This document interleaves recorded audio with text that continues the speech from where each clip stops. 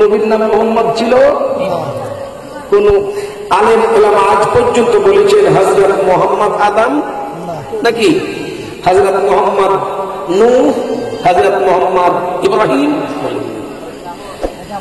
নবী যে মোর নূরের পুতুল, নিজামুদ্দিন ভাইয়া তাওজ্জো, নবী যে মোর নূরের পুতুল, সোহাগ করে নাম রেখেছেন মুহাম্মদ রাসূল। মাফ করায়া দিবেন নবী, মাফ করায়া দিবেন নবী উম্মতের গুনাহ। তোমরা তো এই গ্রামের জামাই জোরে জোরে বলতে হবে। শ্বশুর কত কষ্ট করে তোমাদেরকে খাবিয়েছে নাজমুলকে, তোমাকে জোরে বলে মাফ করায়া দিবেন নবী, মাফ করায়া দিবেন নবী উম্মতের গুনাহ। উম্মতকে তরাইতে নবী দিলেন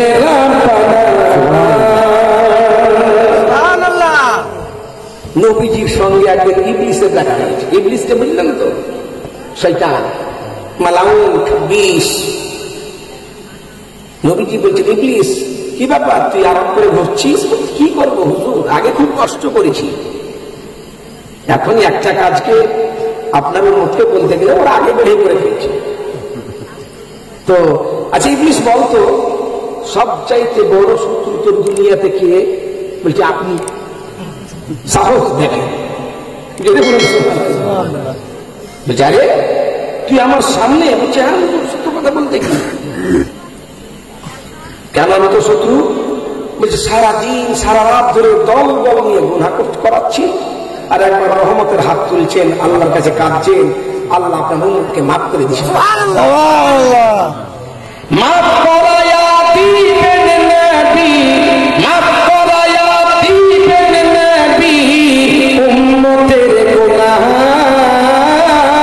উম্মতকে তরাইতে নবী দিলেন রাব্বানা, হায়রে দিলেন রাব্বানা। সাইয়্যিদ ওয়ালাদ নবীজি আখির জামানা, উম্মতকে তরাইতে নবী দিলেন রাব্বানা।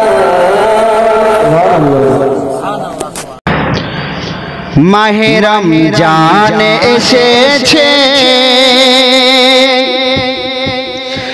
পাঁচ ফরজের একটি ফরজ জুদা হয়েছে। মুমিন রোজার ওসিলায় জীবনের গুনাহ মিটে যায়। মাহে রমজান এসেছে,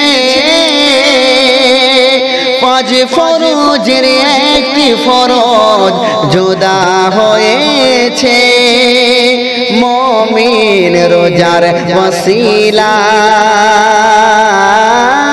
জীবনের গুনাহ মিটে যায়, জীবনের গুনাহ মিটে যায়।